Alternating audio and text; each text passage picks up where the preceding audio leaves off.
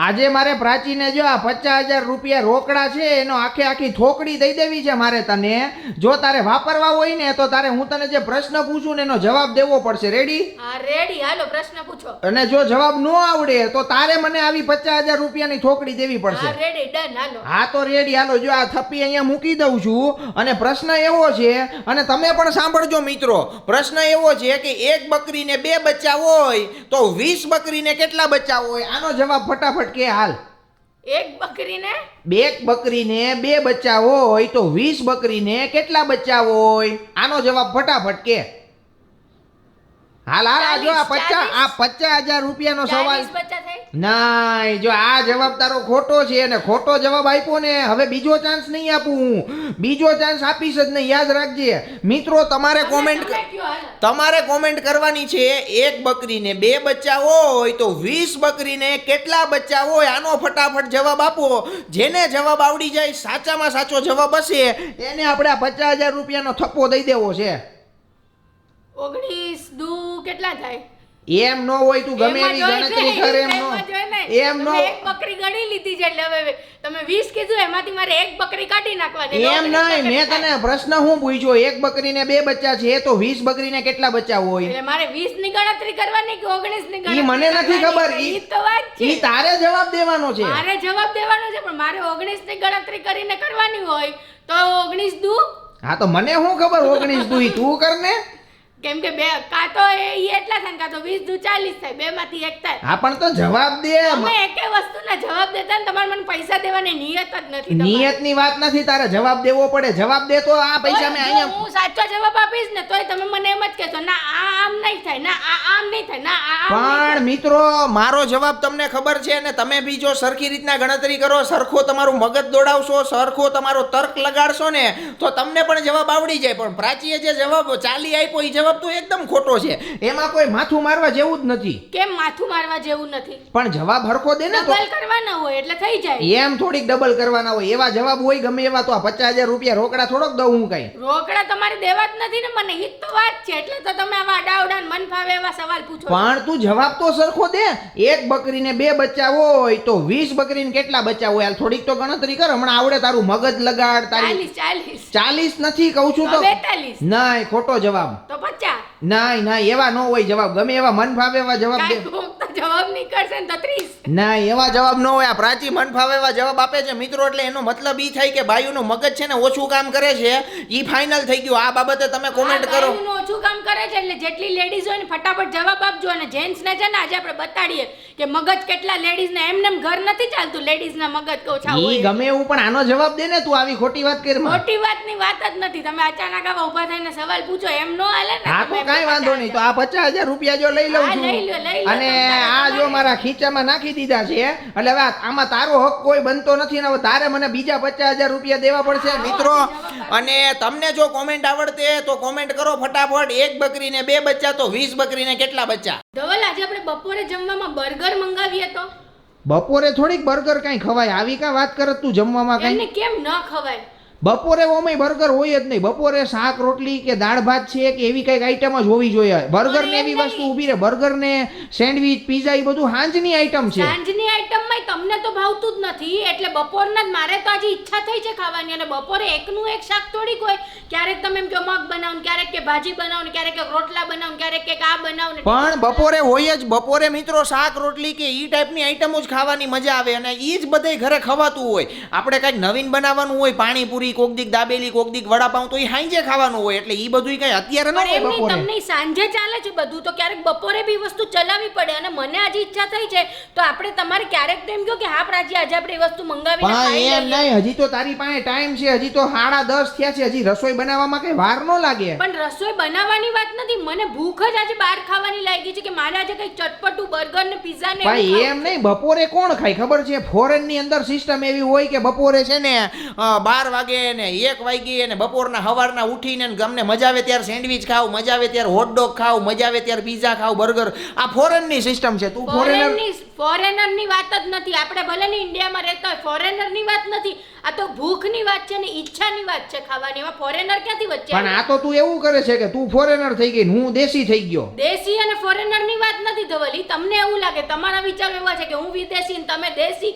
પણ આ તો એક ખાવાનો ખોરાકની વસ્તુ છે કે મને આજે ઈચ્છા થઈ તો તમારે ઈ કેવું પણ એમ નહીં, બપોરે મને નો ભાવે, પણ લે વાત ઈ છે. વાતની નથી ધવલ, તમારે આજે હું તો મંગાવવાની જ છું. હા પણ તો તું મગાવી લેજે ને, તો અમારા હાટું પછી શાક રોટલી કરી નાખજે ને. મને ઈ પાછું બપોરના જો આવી બર્ગર ને એવી આઈટમ નો ભાવે. હવે તમારામાંથી કેટલા જણા છો કે તમને બપોરે એવું બધું ભાવે?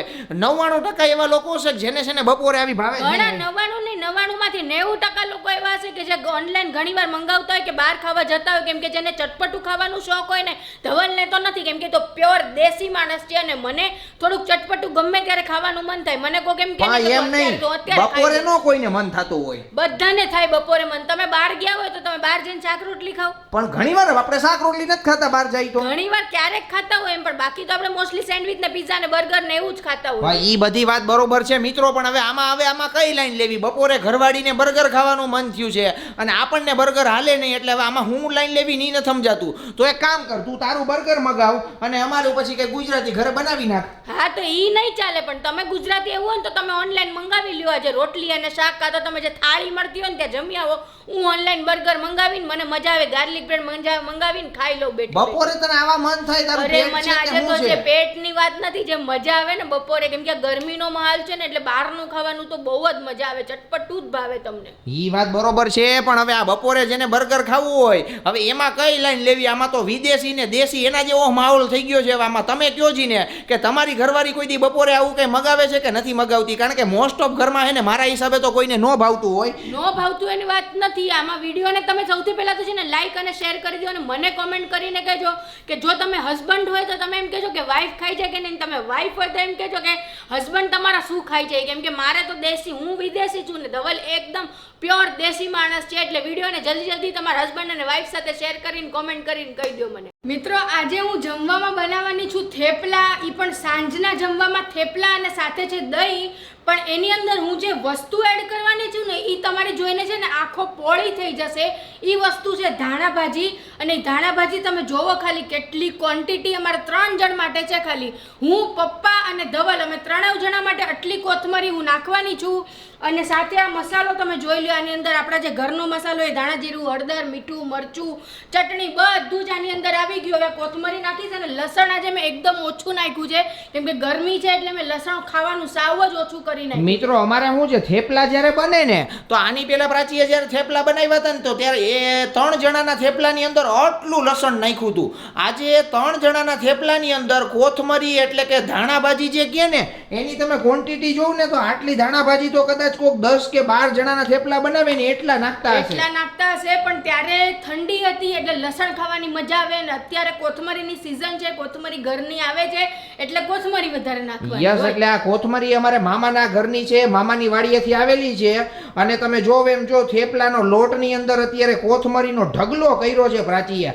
આટલા કોથમરી વાળા થેપલા તો કદાચ કોઈ ખાતું જ નહીં હોય. કોઈ ખાતું હોય કે ન ખાતું હોય, આપણે ખાવાના, એટલે આપણે ખાઈને મજા કરવાની. ને મને હજી મેથીની ભાજી હોય ને તો વધારે મજા આવે, પણ નથી મેથીની ભાજી ઘરમાં અવેલેબલ, એટલે જે અવેલેબલ વસ્તુ છે એનાથી મેં આજે થેપલા બનાવવાની. યસ, 100%. અને જો આ થેપલાનો લોટ મિત્રો અત્યારે વાંધે છે ને, થેપલાની અંદર છે ને કોથમરી હોય ને, અને ઉનાળાની સીઝન છે, ઠંડક કોથમરી આપણને આપે, એટલે કોથમી જેટલી ખાવ ને એટલી આંખું ને શીતળતા મળે. એટલે આપણે થેપલાની આજે રેસીપી બનાવી છે અને થેપલાની અંદર ફૂલ કોથમરી નાખી છે પ્રાચીએ. હજી આ તો ઓછી છે, હજી વીણવાની મારે બાકી છે. મને કંટાળો આવ્યો એટલે મેં તો આ જેટલી છે ને એટલી પેલા ધબધબાવી દઉં. પણ આ કેટલી છે એમાં, એક થેપલાની અંદર કદાચ જો આ 2 કોક થેપલા ખાઈ જાય ને તો એને આંખુના નંબર હોય ને ઉતરી જાય. આપણે નાના હતા ત્યારે બધા આંખુના નંબર હોય ને તો શું કે તમે કોથમરી નહીં ખાતા હોય, લીલા શાકભાજી નહીં ખાતા હોય, તમે કોથમરી ખાવ તો આંખુના નંબર ઉતરી જાય. એટલે જેને આંખુના નંબર હોય ને એને અમારા ઘરના થેપલા ખાવા આવવું પડે. 2 થેપલા ખાય એટલે આંખુના નંબર ઉતરી જાય. બે શું એકમાં જ ધરાઈ જાય. આમાં જો તો ખરી, પણ આમાં લીલોતરી દેખાય, આમાં મજા આવી જાય. પણ આ ખાવાની તો યસ, એટલે 100% મજા આવી જશે. જો અત્યારે આ થેપલાનો લોટ બંધાય છે, પછી થેપલા બનશે. થેપલા બને પછી હું તમને બતાવું. અને જો તમારે ખાવા હોય ફૂલ લીલવણી વાળા થેપલા તો આવો અમારી ઘરે ધબધબાટી બોલાવીએ. તો ફાઇનલી મારા થેપલા 2 કલાક પછી મેં કરી લીધા છે, કેમ કે થેપલા વણવા અને ચોળાવવા અને તેલ નાખવું ને બધા કરવા પ્રોસિજર બહુ લાંબી હોય. એટલે હવે હું આને જરા સૌથી પહેલું થેપલું હું જ ચાખી લઉં. પણ તું થેપલા ખાચો કે પપુડી ખાચો? આખું થેપલું ખાઈ જઈશ પ્રાચી? તો એક થેપલામાં ક્યાં ને વાર લાગે હવે? પણ તું આ લુખા ખાઈશ? મને બહુ મજા આવે લુખા ને તમારા માટે દહીં બનાવ્યું જોઈ યસ, અત્યારે જો આ ઘરનું આપણા દૂધનું મેળવેલું દહીં છે, એકદમ મસ્ત ભેંસના દૂધનું દહીં છે અને મસ્ત થેપલા છે ને પ્રાચી ઊભા ઊભા ઉલાડે છે, એમાં કોઈ શંકાને સ્થાન નથી. કોથમરીનો જે આમાં સ્વાદ આવે છે ને, પણ તું હું ઊભા કહી ઊભા નથી પ્રાચી શકતી તમને. તું ઊભા ઊભા એક થેપલું ખાઈ ગઈ. મિત્રો તમે વિચાર કરો કે આ થેપલા બનાવ્યા છે કે આણે પાપડ બનાવ્યા છે, એ નથી સમજાતું.